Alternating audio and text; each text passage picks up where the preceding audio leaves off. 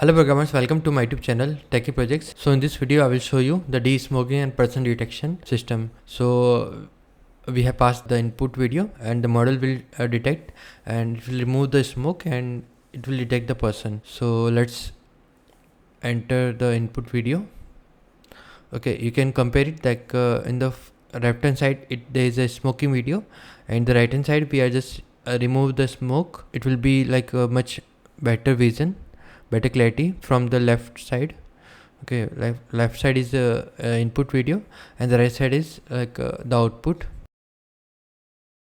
Okay, so we are passing the left hand side input video and the right hand side will be the output video.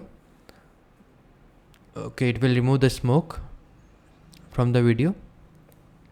Okay, let's select any other video. So it works on the image and the real-time camera also.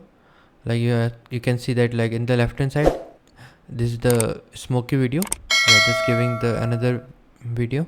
The left hand side will be the input video and the right hand side will be the output video. So this is the complete project.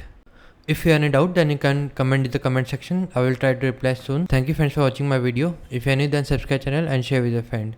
Thank you.